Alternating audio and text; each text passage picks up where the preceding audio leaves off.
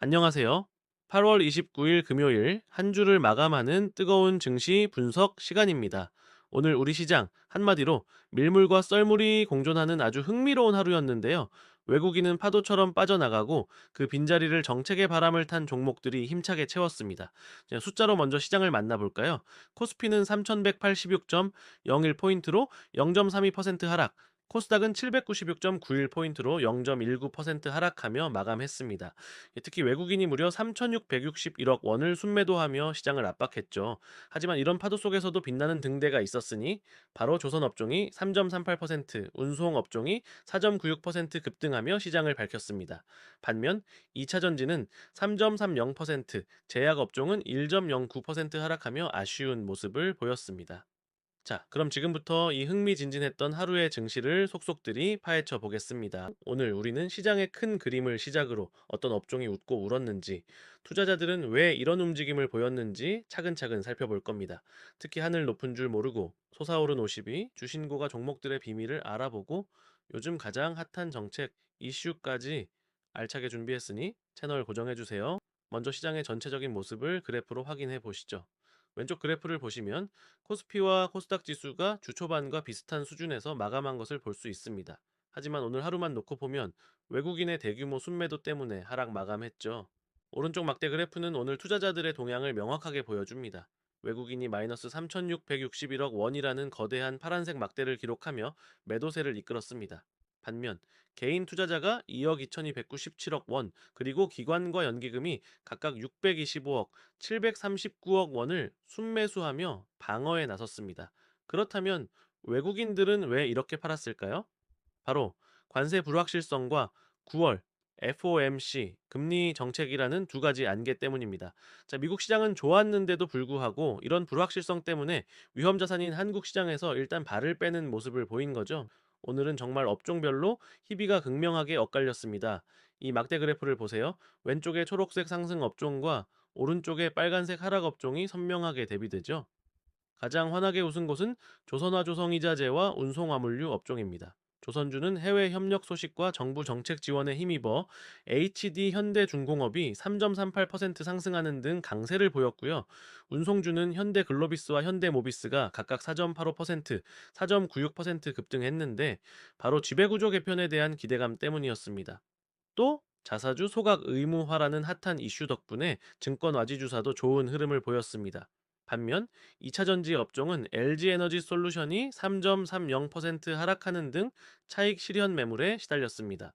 제약과바이오 업종 역시 삼성바이오로직스가 1.09% 내리는 등 전반적인 투자 심리 위축에 영향을 받았습니다. 자, 그럼 오늘의 핵심 질문, 외국인은 왜 떠났을까를 좀 더 깊게 들여다보겠습니다. 왼쪽 그래프는 최근 5일간의 투자자별 움직임인데요. 붉은색 선으로 표시된 외국인의 순매도 규모가 갈수록 커지는 게 보이시죠? 8월 25일 마이너스 1240억 원에서 시작해 오늘 마이너스 3661억 원까지 매도세가 점점 거세졌습니다. 그 원인은 크게 네 가지로 분석됩니다. 첫째, 미중 무역 분쟁 재점화 우려 등 관세 불확실성. 둘째, 9월 FOMC 회의를 앞두고 금리 인하 폭에 대한 금리 불확실성.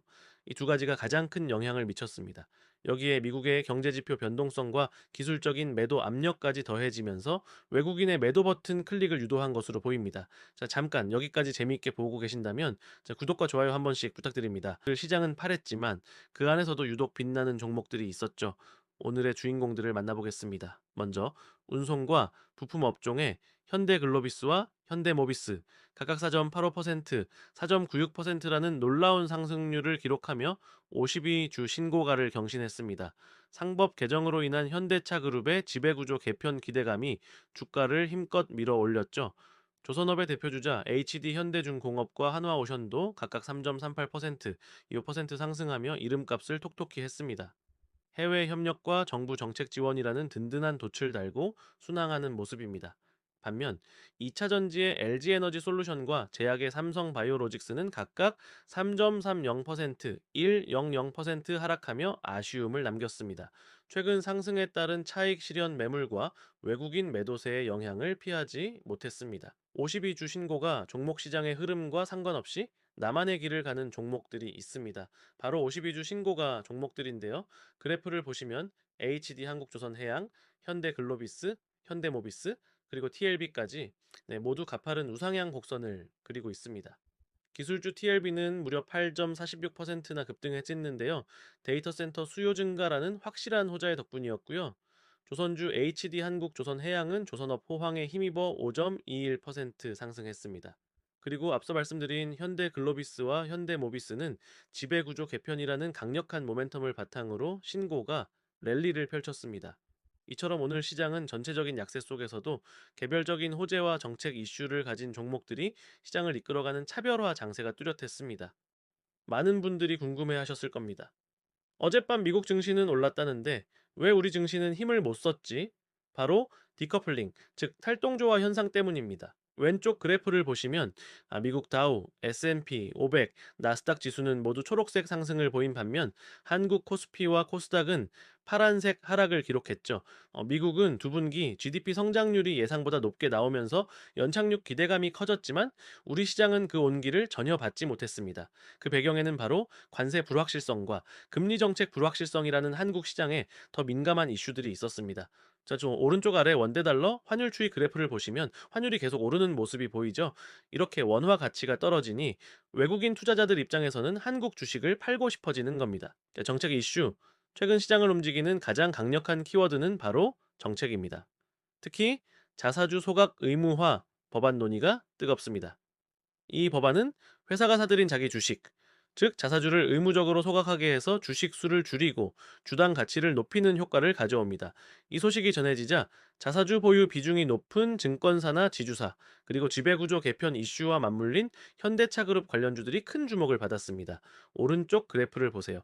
8월 22일을 100으로 봤을 때 현대글로비스, 현대모비스, 미래에셋증권의 주가가 얼마나 가파르게 상승했는지 한눈에 보이시죠? 이처럼 정책 변화에 대한 기대감이 관련 종목들의 주가를 직접적으로 움직이고 있습니다. 그럼 가장 중요한 다음 주 전망입니다.